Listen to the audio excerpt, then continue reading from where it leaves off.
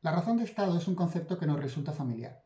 Los políticos la utilizan para justificar determinadas acciones, no siempre morales ni legales, pero que supuestamente están encaminadas a un fin superior: defender el Estado de una amenaza interna o externa. Es, por tanto, algo polémico. Pero ¿cuál es el origen de esta expresión? ¿Y qué le hizo triunfar en el lenguaje y la práctica de la política? Hola a todos y bienvenidos a mi canal dedicado a la historia política de los siglos XVI, XVII y XVIII. Soy Juan Francisco Pardo y enseño Historia Moderna en la Universidad de Valencia. La idea de razón de Estado es una herencia de la Edad Moderna.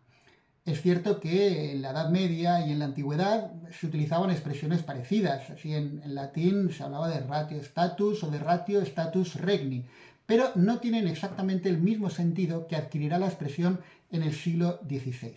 Con este nuevo sentido se encuentra en una obra escrita a comienzos de la década de 1520 por el italiano Francesco Guicciardini, quien aludía a la razón de los estados refiriéndose a motivos para actuar en la vida política que se situaban al margen, cuando no en contra, de la religión y de la moral.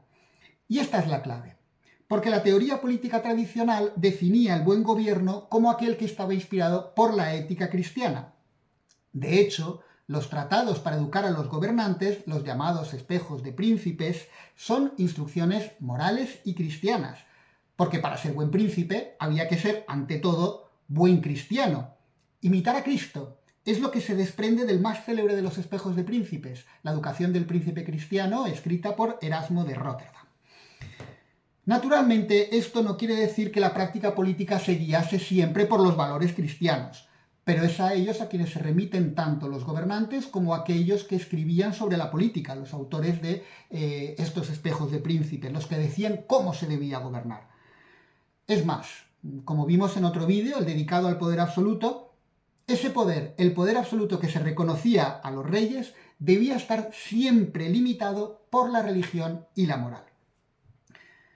La novedad es que algunos autores del Renacimiento, especialmente en Italia, reflexionan sobre si podía convenir, en algunas ocasiones, prescindir de esos límites morales y religiosos. El más famoso de esos autores, naturalmente, es Maquiavelo, el cual, sin embargo, no se refiere en toda su obra, no utiliza esa expresión de razón de Estado. Y con ella, lo que se estaba denotando es un nuevo estilo de razón. La razón tradicional se concebía como aquello que permitía conocer y entender el mundo. Y así como el mundo ha sido creado por Dios, la razón también procede de Dios, que la da al hombre. La recta razón, esa razón que Dios da al hombre y que el hombre utiliza rectamente, por tanto, es la que permite conocer la obra de Dios. Y por eso mismo, también sus leyes y preceptos, las leyes y preceptos de Dios. Ahora bien, si la razón se apartase de ese fin, ya no sería esa recta razón, ya no sería una buena razón. Una razón que solo mire a la conveniencia del gobierno, a la del príncipe, a la de su estado, ya no responde a la inspiración divina que debe tener la recta razón, sino que será una razón perversa y corrupta. Esta es la razón de los estados a la que se refería Francesco Guicciardini en los años 20 del siglo XVI. Y esa expresión se hizo común en las cancillerías y en las cortes europeas de la época, hasta el punto de que unos 25 años después de que escribiera Guicciardini su obra, otro italiano, el arzobispo Giovanni della Casa, harto de oír hablar de razón de Estado por todas partes, condenó la expresión con toda dureza en un discurso que dirigió a Carlos V. De la Casa, en este discurso, acusaba al emperador de haber ocupado ilegalmente, sin tener título para ello, el territorio de Piacenza, o sea, de haber cometido un acto tiránico en nombre de la razón de Estado. El eclesiástico protestaba contra el uso pernicioso de la razón y contraponía la recta razón, esa buena razón que hemos visto antes, la de toda la vida, la que está conforme a las leyes divinas y morales, una razón que cuadra con la dignidad del hombre.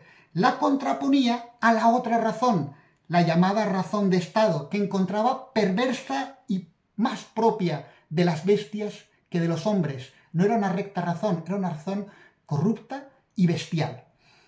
Pero el mismo Giovanni de la Casa no tenía más remedio que reconocer que la expresión se había popularizado enormemente y la empleaban a menudo todos aquellos que querían pasar por entendidos en política. Y esto es así. A mediados del siglo XVI, la razón de Estado era un comodín al que recurrían muchos gobernantes y consejeros para proponer o para justificar medidas poco morales. Ahora bien, y esto es importante, la razón de Estado no es un concepto legal, no es un nuevo poder que se le dé al príncipe o que el príncipe se gane. La razón de Estado no legalizaba las acciones del gobernante, ni las justificaba desde un punto de vista ético. Era más bien una máxima, un criterio que guiaba la acción y que estaba orientado únicamente por cuestiones, por consideraciones políticas, desconectado por completo del derecho, de la moral y de la religión. Y en ese sentido su uso fue imparable, porque animaba a liberarse de las barreras que seguían pesando sobre el poder absoluto. Ya sabemos, la religión y la moral, que en ningún caso, ni en el ejercicio del poder absoluto, el príncipe, el rey, podía saltarse.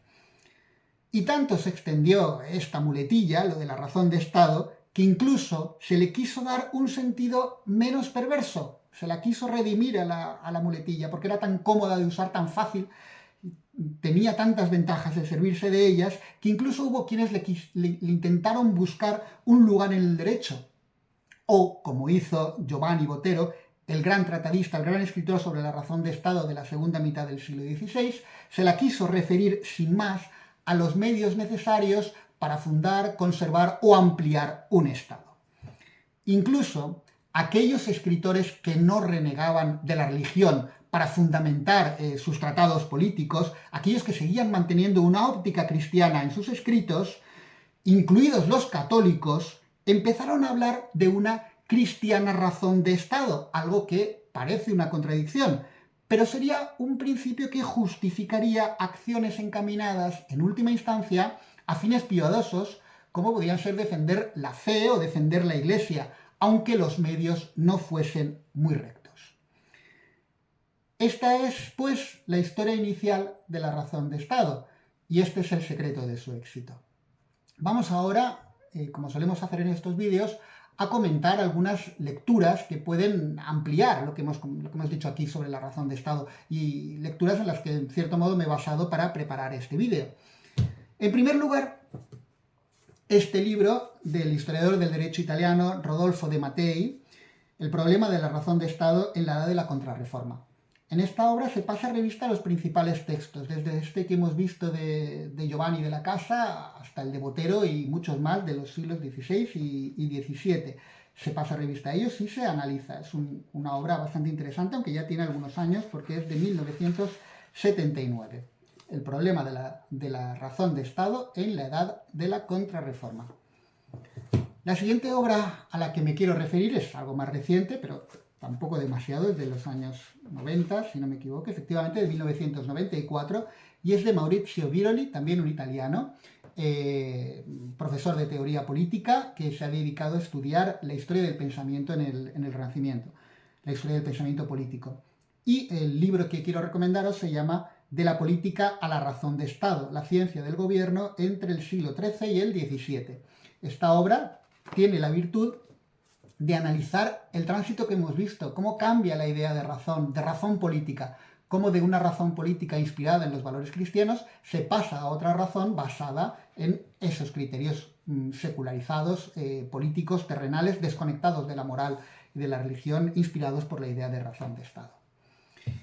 Y de esta desconexión y de las tentativas de volver a conectar la razón de Estado con la razón tradicional de la política, con el derecho, con la moral, con la religión, con la conciencia, de esto trata este libro del francés Stéphane Bonnet, que se llama Derecho y razón de Estado.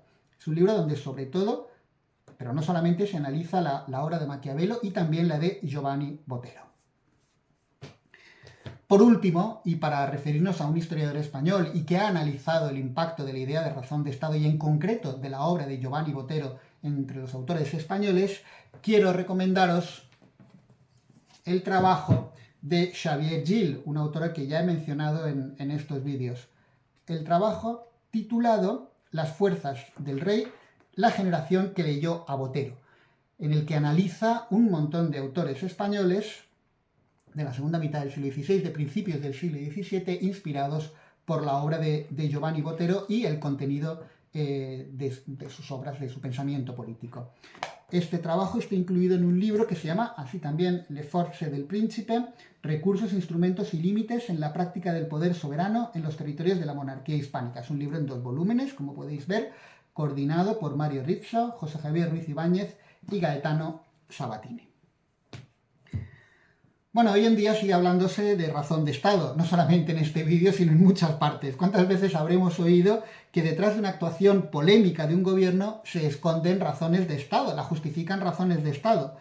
Y hoy, como en el siglo XVI, la razón de Estado sigue sin ser una norma legal, sigue sin ser algo que legalice acciones de los gobiernos que vayan en contra de sus propias leyes o del derecho internacional. Por eso la pregunta está abierta. ¿Justifica la razón de Estado que los gobiernos vulneren derechos y libertades en aras de un fin superior? Podéis opinar en los comentarios. Hasta el próximo vídeo.